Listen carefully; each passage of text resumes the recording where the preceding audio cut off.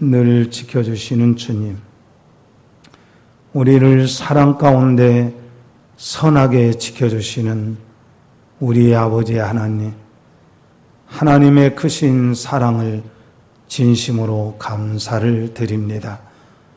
주님께서 우리에게 귀한 은혜 주셨으니 주의 큰 사랑으로 인도하시고 능력으로 인도하여 주시옵소서. 아버지 하나님 말씀을 사모하여 나왔습니다. 예배하러 나왔습니다. 우리의 모든 삶을 주님께 의탁하러 나왔습니다. 우리가 무엇이간데 주님이 사랑하셔서 은혜의 자리로 인도하시나이까. 아버지 하나님, 언제나 나의 연약함을 고백하고 주님 나를 부인하며 겸손하게 주님을 섬기는 우리의 신앙이 되게 하옵소서. 하나님께서 기회를 주실 때마다 기회 놓치지 않게 하여 주옵소서. 시간을 낭비하지 않게 하여 주옵소서. 물질을 바른 데 쓰도록 우리의 영적인 눈을 허락하시고 떠주시기를 원합니다. 아버지 하나님, 다음 주일에 또한 박상현 선교사님 이렇게 함께합니다. 주님께서 박상현 선교사님 가족을 사랑하사 은혜 가운데 인도하시고 또한 우리들 함께 그 선교사님을 위하여 기도하게 하옵소서. 하나님, 이 시간에도 연약한 종이 말씀을 증거합니다. 성령께서 은혜를 주옵소서. 예수님 이름으로 기도드리옵나이다. 아멘.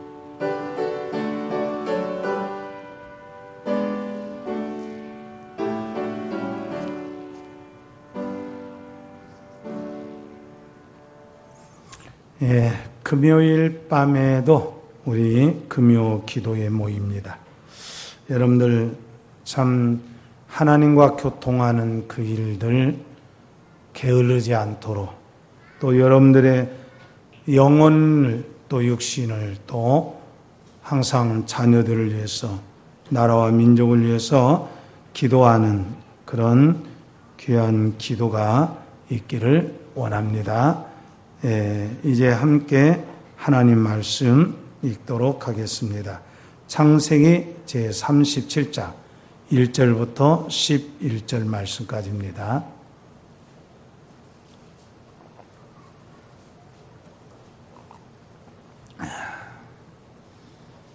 37장, 창세기 제37장 1절부터 11절 말씀까지 교독합니다.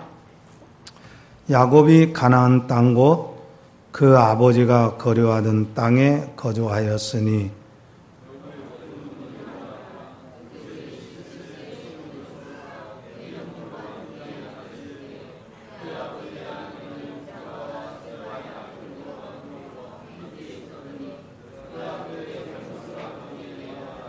요셉은 노년에 얻은 아들이므로 이스라엘이 여러 아들들보다 그를 더 사랑함으로 그를 위하여 채색옷을 지었더니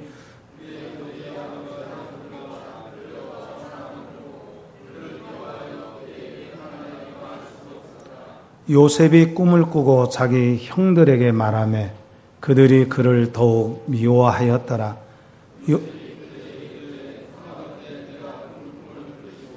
우리가 밭에서 곡식단을 묶더니 내 단은 일어서고 당신들의 단은 내 단을 둘러서서 절하더이다.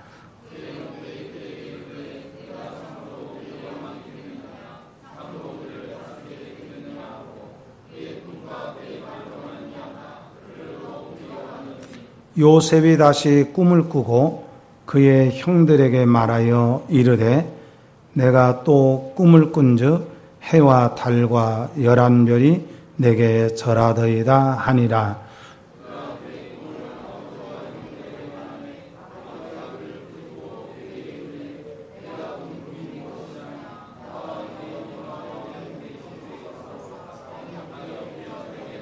갓제에 그의 형들은 시기하되 그의 아버지는 그 말을 간직해 두었더라. 아멘. 아멘. 강사님, 아까 올렸던 그거 있죠? 그 7번. 그 올렸던 걸 좀 내려주시고, 그 다음에 그대로 저기 볼륨을 조금만 내려주세요. 볼륨을. 자, 오늘 지난번에 이제 야곱의 족적까지 우리가 좀 말씀을 공부했습니다.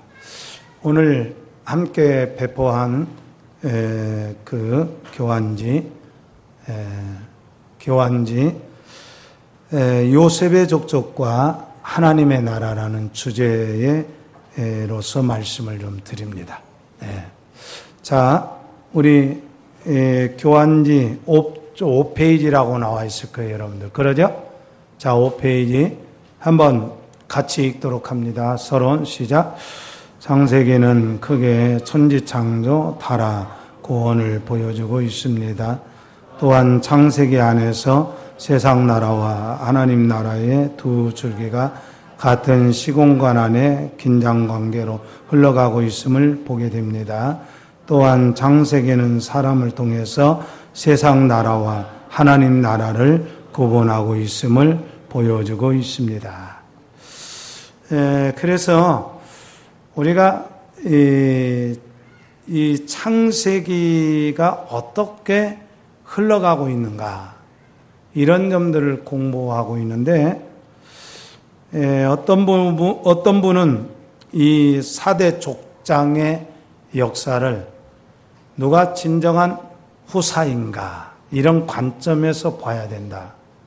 근데 저는 일면에 있어서 누가 후사인가 그렇게 봐도 되지만, 오히려 그것보다도 참 하나님의 백성으로서 누가 성별되는가, 누가 정말 구별되는가, 이런 관점이 언약적 관점으로서 더 바른 이런 해석이라고 생각이 되어집니다.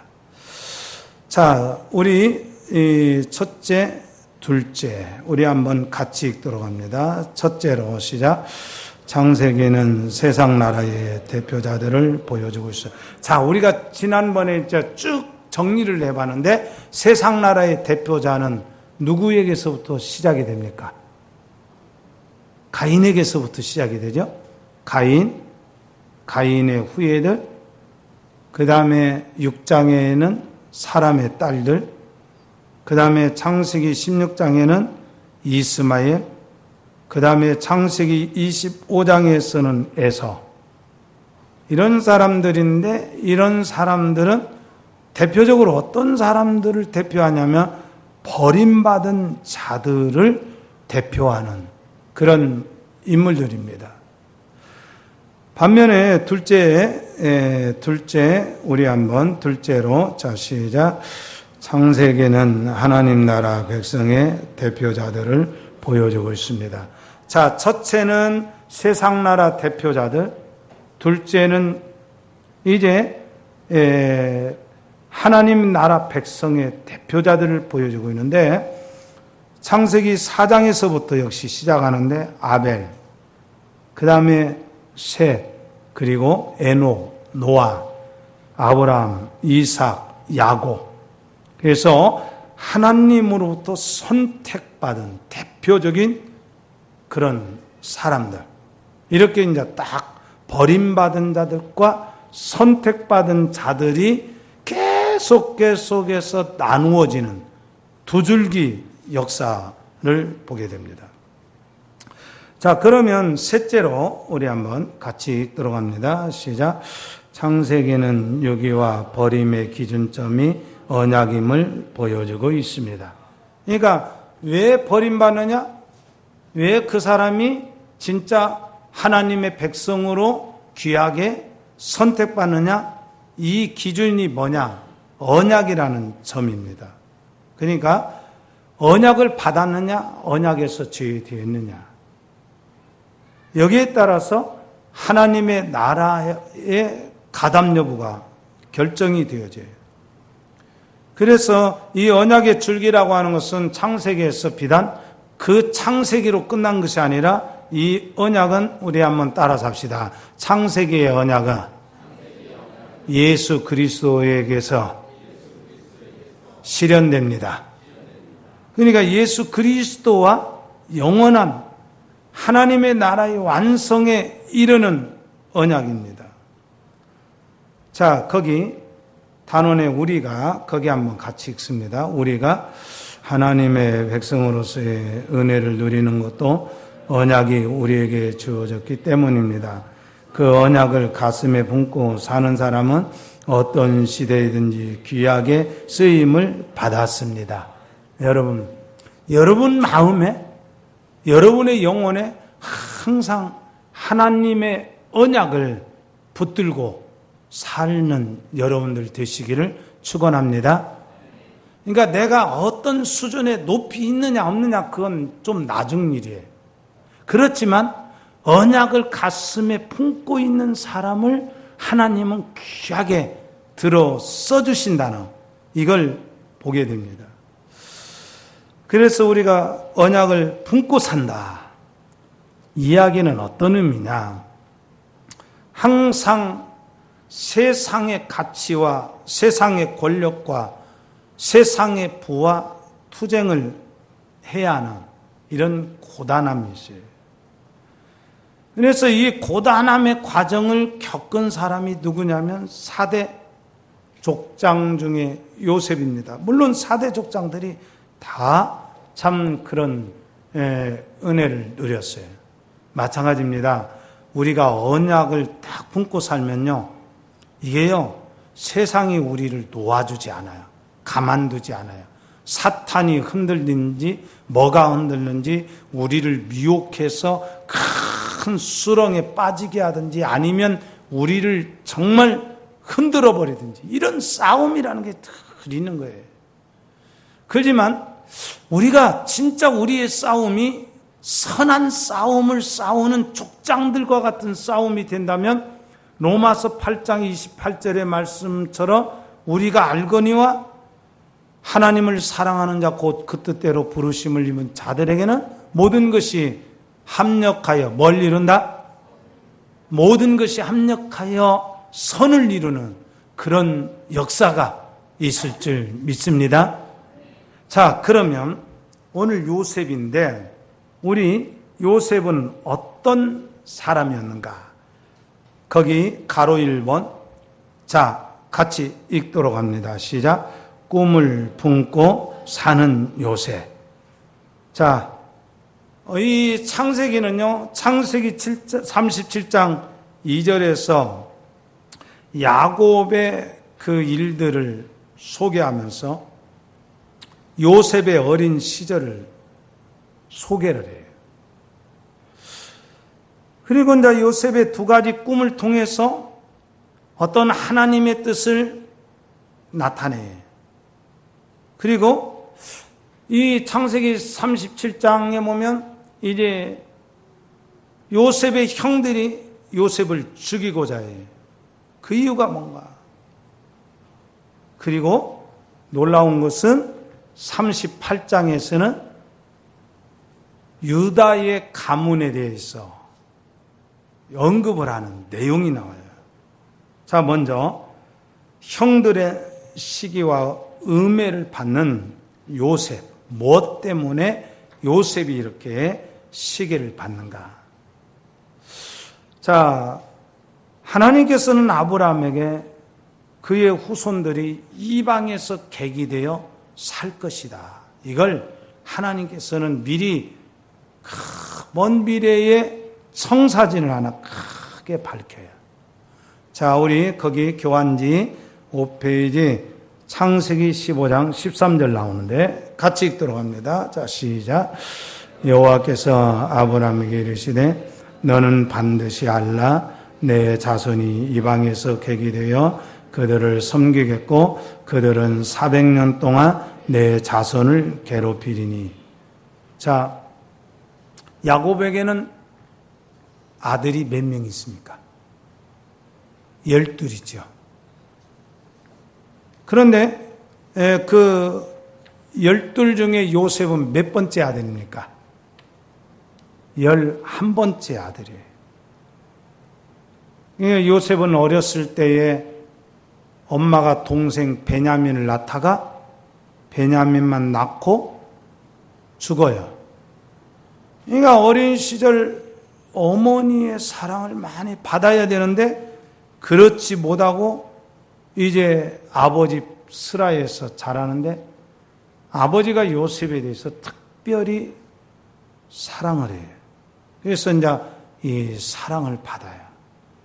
그러니까 아버지의 특별한 애정이 형제들로부터 시기하게 하는, 시기를 부리는, 이걸 보게 돼요.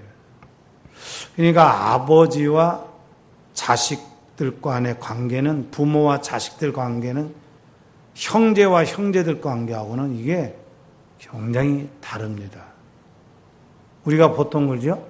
피는 무엇보다 진하고 물보다 진한데 여러분 피보다 더 진한 게 뭡니까? 피보다 뭐가 더 진해요? 예? 뭐가 더 진해? 요즘에 롯데가 보잖아요. 롯데 가면 뭐가 더 진해요? 돈이 더 진해. 돈 하면 형제지간도 없어요. 그런데 실질적으로 결정적으로 이제 요셉이 형들에게 이제 이 욕을 얻어먹고 미움을 받는 그런 내용이 나와요. 자, 그게 뭐냐면 창세기 37장 성경을 한번 보도록 합시다. 성경 한번 봅니다.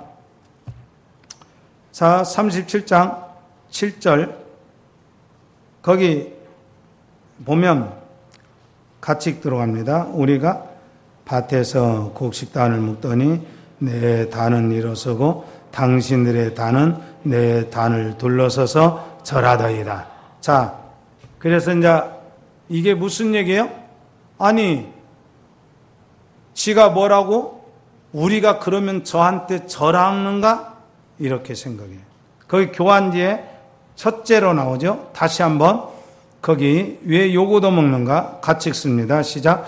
형들의 곡식단이 내 곡식단을 빙 둘러서더니 내 곡식단에 절을 하더이다라는 것이었다. 이 말 때문에. 자, 그 다음에 이제 둘째로 한번 읽어봅니다. 자, 시작. 해와 달과 11별이 내게 절하더이다라는 것이었다. 여러분 봐요. 이게 지금 생시에서 보여진 겁니까? 꿈에서 보여진 겁니까? 꿈에서 보여진 거예요. 자, 그래서 이 꿈은 흔히 말하는 이만희가 꾼 개꿈이 아니라 하나님의 계시예요. 하나님 계시. 그리고 이 꿈 속에는 하나님의 언약이 담겨져 있어요. 자, 그래서 구약의 하나님의 계시의 특성을 가장 잘 말해주는 것이 요셉의 꿈 사건입니다. 그래서 구약에서 하나님은 계시를 주실 때 이렇게 주십니다.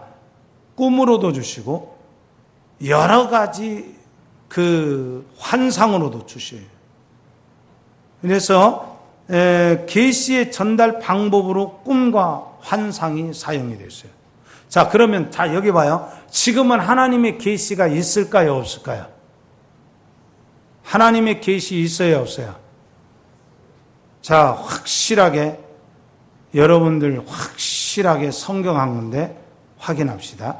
히브리서 1장 1절 2절.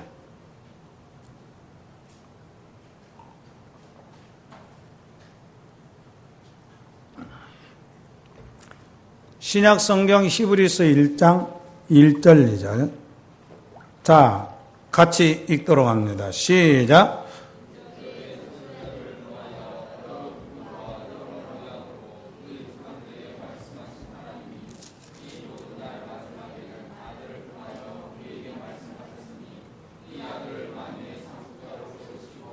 또 그로 말미암아 모든 세계를 지으셨느니라. 아멘. 자, 옛적, 이건 구약입니다. 구약에는 선지자와 여러 기사, 그러니까 꿈과 환상 이런 걸로 하나님께서 우리에게 당신의 뜻을 미리 알려줘요. 이걸 계시라고 말해요. 그런데 이 모든 날 마지막은 예수님 오심 때부터 재림의 날까지예요. 누가 계시의 정점이며 계시의 최고의 환한 빛이냐? 바로 예수님이시다. 그래서 여러분 지금 이 시대에, 자 여기 봐봐요. 누가 계시 받았다고 하는 말을, 그건 진짜 계시일까 거짓 계시일까? 무조건 거짓 계시. 그러니까 계시 받았다는 말에 따라서 합시다. 계시 받았다는 말에 넘어가지 맙시다. 여러분 어디 기도원을 가든지 아니면 누구한테 기도를 받든지 그 사람이 나에게 하나님께서 계시를 주셨다, 이런 이야기는 다 이건 이 성경을 모르는 어리석은 사람이든지 아니면 이건 종교 사기꾼일 수가 있어요. 자, 그런데 이제 하나님께서 이런 방법으로 주시는데, 거기 저기 교환지 6페이지 한번 보도록 하겠습니다. 교환지 6쪽 같이 민수기 12장 6절을 봅니다. 같이 읽겠습니다. 시작. 이르시되 내 말을 들어라. 너희 중에 선지자가 있으면 나 여호와가 환상으로 나를 그에게도 알리기도 하고 꿈으로 그와 말하기도 하거니와. 자, 뭐과 뭘로? 꿈과 환상. 그렇게 얘기했어요. 자, 여기 봅시다. 요셉이 지금 첫 번째 꾼 꿈이 뭐라고 그랬어요? 형들의 곡식단이 그랬죠? 곡식단이 나의 곡식단에게 절하더이다, 그렇게 말했죠? 이 곡식단은 누구를 상징으로, 비유로 말한 겁니까? 형들. 그러죠? 그 다음에 요셉의 곡식단은 누구예요? 그 곡식단을 요셉을 비유적으로 그렇게 한 거예요. 지금 꿈에 그런 거예요. 자, 그 다음에 두 번째, 해와 달과 11별. 11별은 누구 말하겠어요? 형제들 말하겠죠. 그러죠? 그러면 해, 달은 누구를 말해요? 해, 달은 이만희식으로 말하면 저 80년대에 장막성전에 나타난 유재열이다. 유재열이 해고 달은 누구냐? 그 밑에 있었던 전도사들이다. 요렇게 해서 그랬는데, 그런데도 그걸 믿어요. 참. 그러나 해와 달은 누구를 상징할까요? 그러죠. 부모를 상징해요. 그러니까 부모도 형제들도 결국 요셉이라고 하는 한 사람에게 아주 뭐 하느냐? 결국 머리를 숙이는 그런 역사가 있을 것이다. 여러분 보세요. 자, 여기 봐요. 요셉이 꿈을 꾸었습니까? 하나님이 주셨습니까? 하나님이 주셨죠. 그러니까 여러분들, 우리는 이렇게 생각해야 돼요. 내가 꾼 꿈은 내가 말 그대로 내가 꾼 꿈이야. 우리가 자다가 꿈 꿀 수 있죠. 그죠? 근데 내가 꿈 꾸었지 하나님이 그 꿈을 계시로 쓰지는 않는다는 사실이에요. 그런데 내가 꾼 꿈을 가지고 마치 하나님이 주신 계시인 것처럼, 뭔가 하나님이 사인이 있는 것처럼 아주 신비스럽게 말을 하는 것은, 그건 잘못된 것이다. 그런 말은 하나 해야 된다. 자, 그래서 중요한 것은 여기에 대해서 이제 요셉도 그걸 간직을 했지만, 거기 창세기 37장 11절 그 교환지 나오죠. 한번 같이 읽도록 합니다. 그의 형들은 시기하되 그의 아버지는 그 말을 간직해 두었더라. 그의 아버지가 누굽니까? 야곱이죠, 지금. 자, 그러니까 이게 중요한 거예요. 야곱도 얼마나 하나님의 언약과 그 말씀을 이 야곱도 간직하며 살았는지 몰라요. 자, 그런데 이제 이 요셉이 팔려가요. 어디로 가느냐? 이제 보디발의 집으로 팔려가요. 이 보디발이 누구냐면 당시의 세계의 모든 이제 세계를 거의 지배하는 애굽 나라 그 바로 왕의 시위대장. 그러니까 오늘날로 말하면 경호원, 경호대장, 그렇게 경호실장 이런 정도 될 거예요. 자, 그런데 이제 이 창세기 37장 36절에 어떻게 나누는가? 한번 같이 읽어봅니다. 자, 시작. 그 미디안 사람들은 그를 애굽에서 바로의 신하 치위대장 보디발에게 팔았더라. 자, 요셉이 팔려간 과정은 들에 있는 누굽니까? 저 형들에게 갔다가 형들이 죽이려고 했죠, 원래. 그래서 이제 그 구덩이 속에 쳐넣어보려고 그랬는데 이 큰 형이 야, 우리 죽이지 말자. 그래가지고 결국 죽이지 않고 상인에게 팔죠. 그 상인이 다시 이 요셉을 시위대장 보디발의 집에 팔아갑니다. 자, 그런데 이 구절은 37장의 마지막 절이에요. 우리 오늘 본문 37장 봐요. 이게 마지막 절인데 37장 마지막 절 보고 38장은 어떻게 시작이 되는가? 자, 우리 한번 같이 읽도록 합니다. 38장. 자, 읽습니다. 자, 시작. 그 후에 유다가 자기 형제로부터 떠나 내려가서 아둘람 사람 에라와 가까이 아니라 유다가 거기서 가나안 사람 수아라는 자의 딸을 보고 그를 데리고 동침하니 그가 임신하여 아들 낳음에 유다가 그의 이름을 에리라 하니라. 그가 다시 임신하여 아들을 낳고 그의 이름을 오난이라 하고. 자, 여기 봅시다.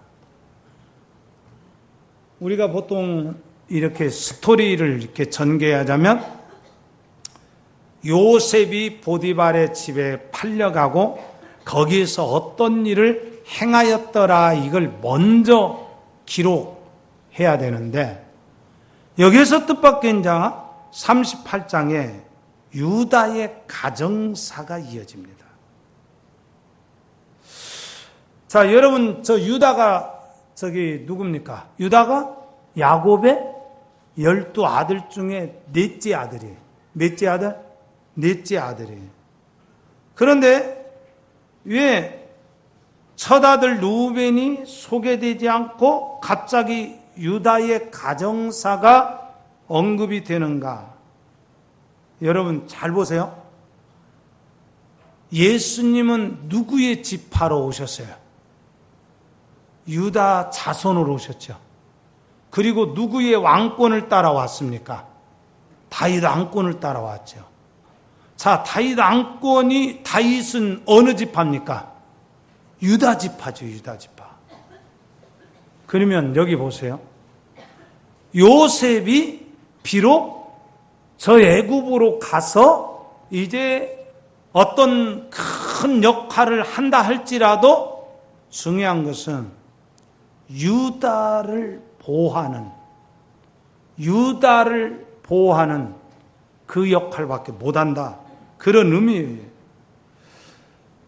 자, 그래서 창세기의 저자는 하나님의 구속 역사에서 야곱을 이은 언약의 계승자가 요셉이 아니라 유다다, 이렇게 말하고 있어요. 자, 거기 교환지 하나님께서는 거기 한번 읽어봅니다. 같이 읽습니다.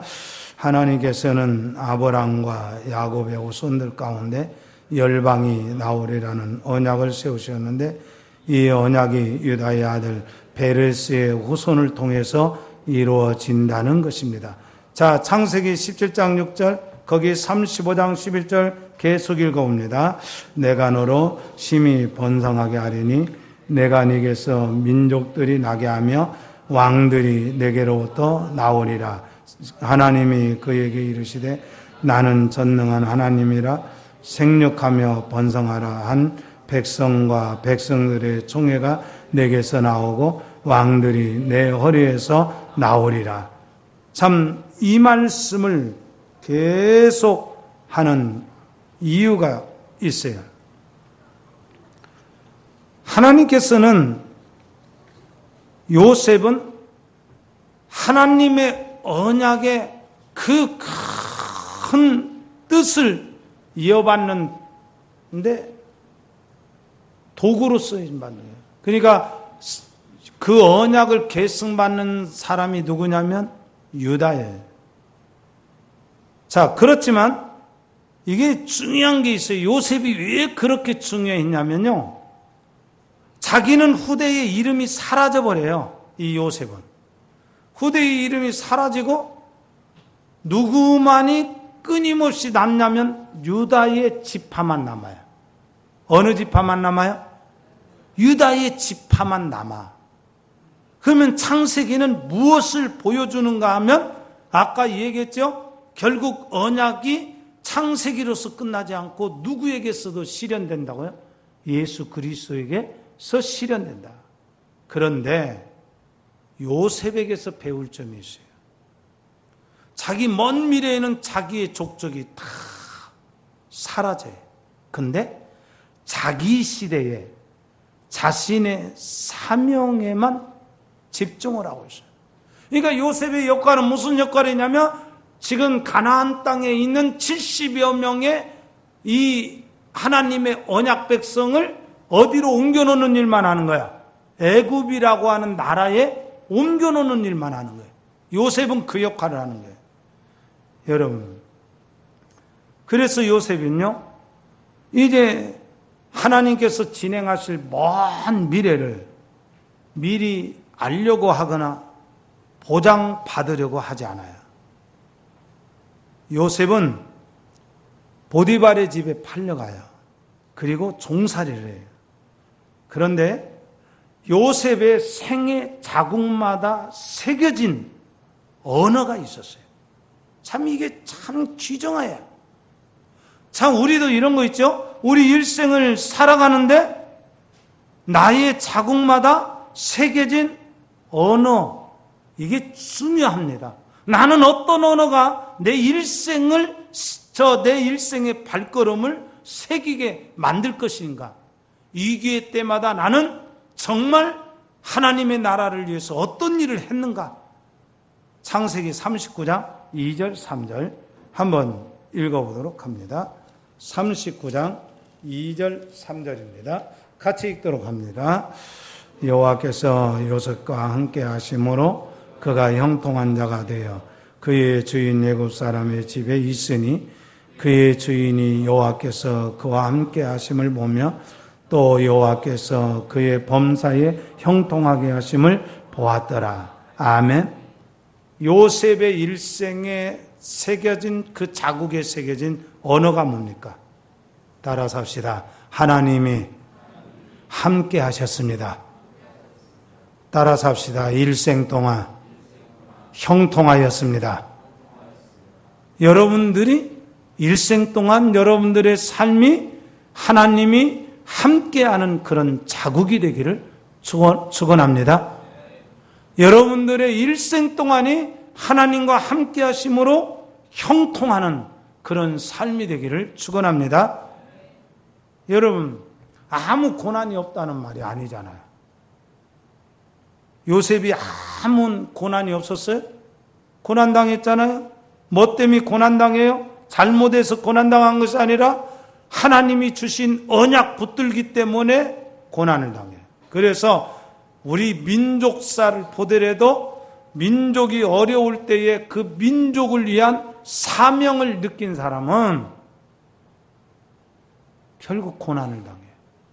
그러니까 사명감이 없는 사람은 절대 고난 피해버립니다. 조금만 어려움이 있으면 도망가요.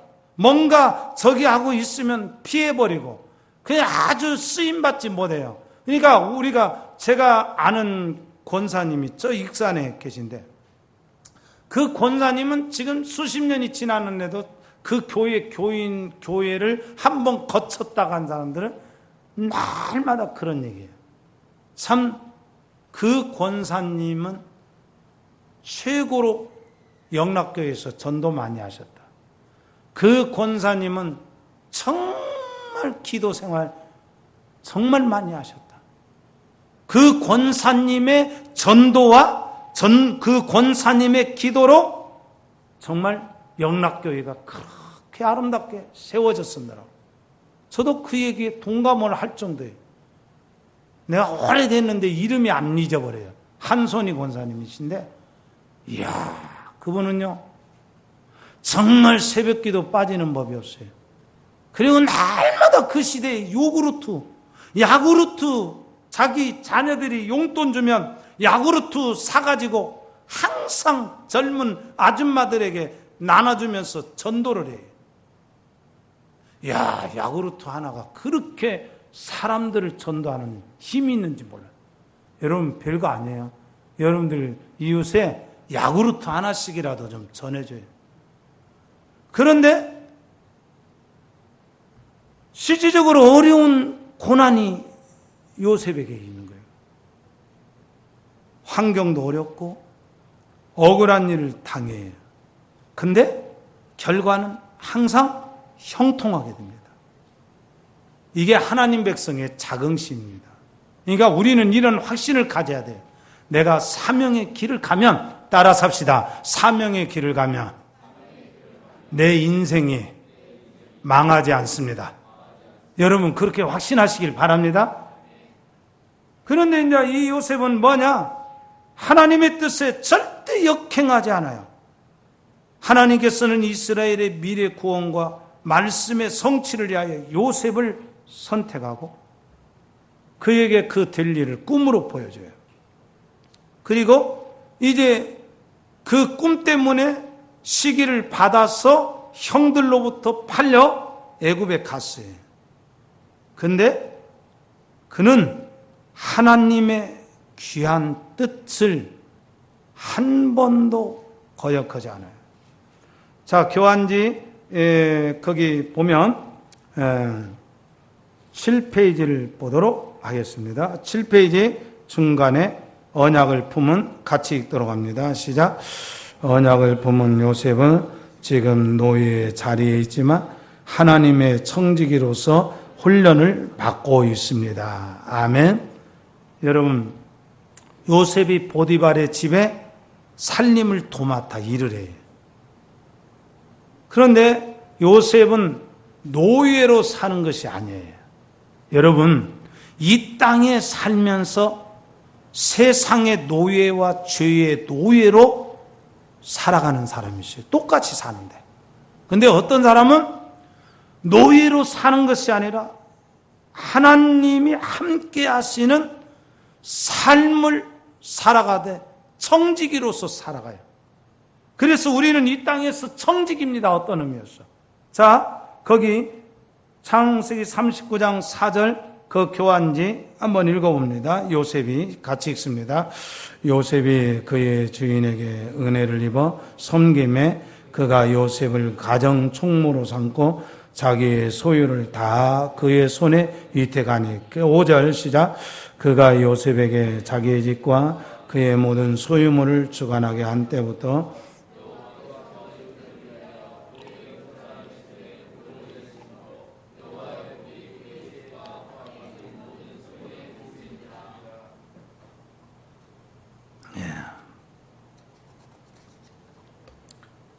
어떤 목사님이 개척을 했어요. 개척을 했는데 너무나 어려우니까 사모님이 이제 부업을 별 수 없이 해요. 그런데 이 부업을 하는데 그 부업을 하는 집이 누구냐면 여러분 혹시 OK 네미콘 혹시 아십니까? 들어봤어요? 못 들어봤어요? OK 네미콘 그 문 사장님 집에서 일을 해요. 근데 이상하게 그 사모님이 그 집에 가서 일을 하고 난 다음부터 그 가정이 그렇게 참 형통한 일이 많이 생기더라는 거예요. 그러니까 사모님인 줄 알고 사실 그 집안일을 시키는 거예요. 청소도 하고 옷 다림질도 하고 뭐 그것 이렇게 하는데 결국 참 많은 물질로 그 OK 사장님 가정에서 그 목사님 댁을 도와요.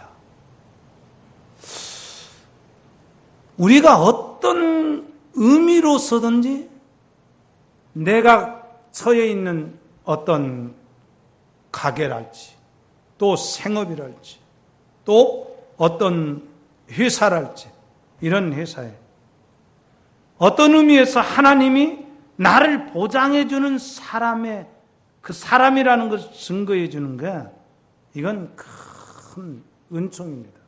그렇다고 해서 요셉의 이 일을 지금의 어떤 상황에 딱 맞춰서 그렇게 되어진다, 그렇게 단답형으로 말할 수는 없겠지만 그래도 청지기로서 사는 하나님의 백성들에게 하나님이 늘 함께 하신다는 보장은 분명히 있는 거예요. 여러분, 그래서 요셉이 어디 가든지 그 가정이 참 복을 받아요. 누구 때문에? 요셉 때문에. 이것을 영적으로 해석하면 우리는 이겁니다. 바로 제사장의 축복을 우리는 누리는 사람이에요. 그런데 이 제사장의 축복이라는 것은 나 혼자 누리는 것이 아니라 나와 관련된 사람들과 함께 누리는 거예요. 그게 의미가 있는 거예요.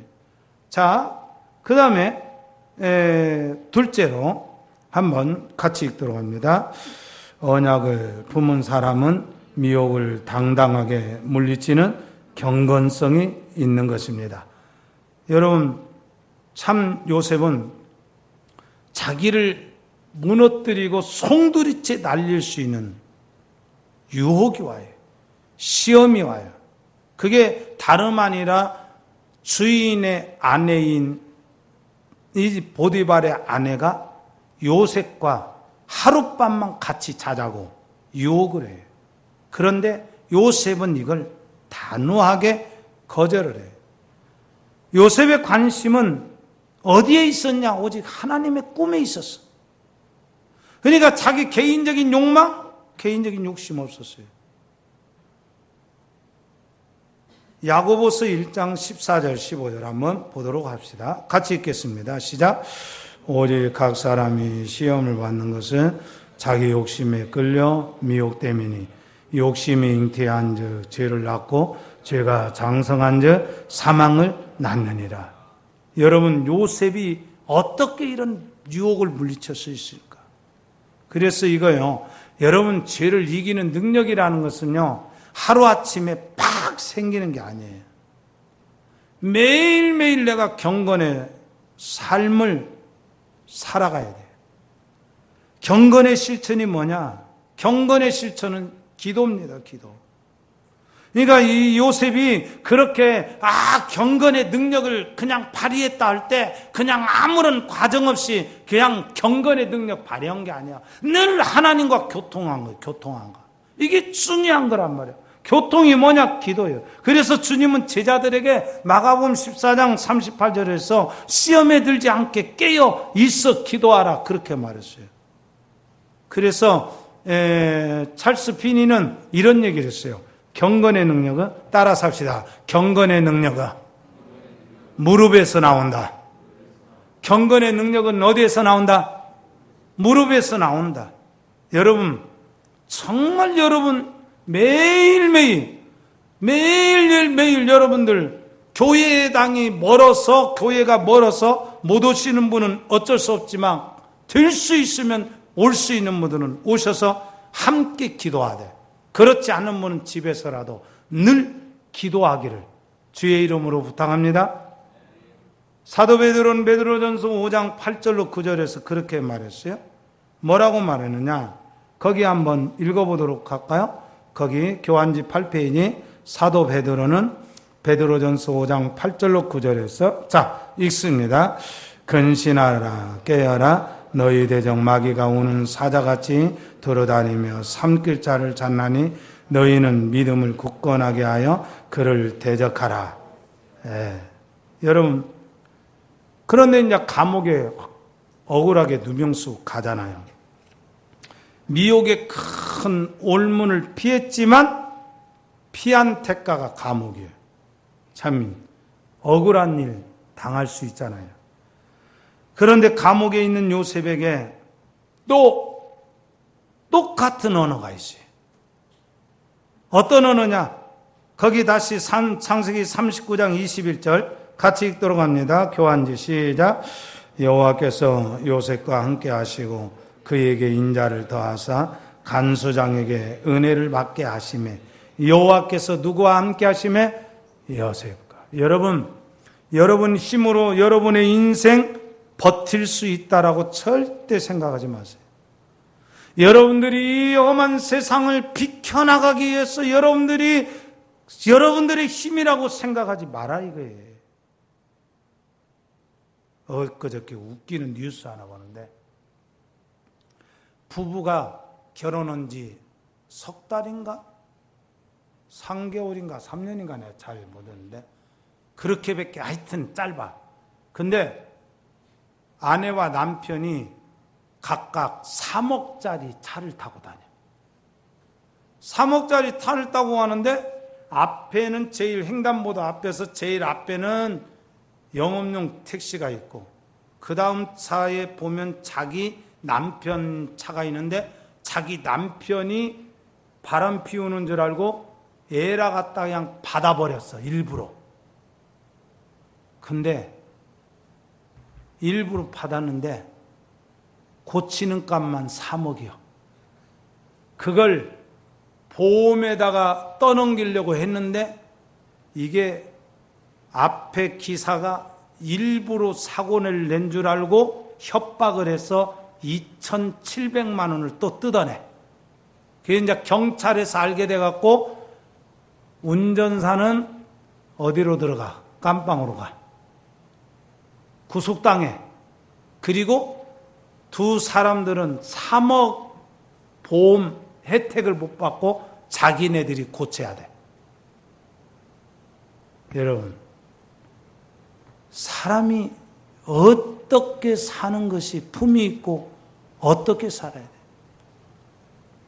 사람이 돈이 많다고 해서 자기께로 뭔가를 꾸며낸다고 해서 자기 승리할 것 같아요? 그게요, 어리석은 꿈. 하나님이 함께하지 않는 꾀는 자기 인생 송두리째 날리는 경우들을 수없이 보게 돼요. 믿음의 사람들이 그런 올무에 걸리지는 않아야 돼요. 그런데 요셉은 그 올무에서 빠져나가려고 했더니 감옥을 만나. 그런데 왜 감옥을 만났느냐 알고 봤더니 하나님께서 요셉을 바로 왕궁에 보내려고 감옥으로 보내셔요. 이야, 이게 하나님의 섭리. 그래서 여러분 이런 확신을 가져야 돼요. 내가 믿음 지켰는데 나에게 어떤 불이익이 온 것은 불이익이 아니다는 거예요. 결국 하나님께서는 내가 당하는 불이익을 수백 배로 갚아주거나 수만 배로 갚아주세요. 그런데 문제는 그게 나의 꾀가 아니라 하나님이 함께 하시는 그 족적을 내가 걸어갈 수 있는 믿음이 있느냐, 그런 능력이 있느냐, 그게 중요한 거예요. 여러분들 하나님이 함께하는 길로만 걷기를 주의 이름으로 축원합니다.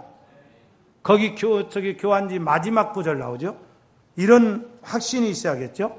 우리 로마서 8장 28절 다 같이 읽도록 합니다. 시작.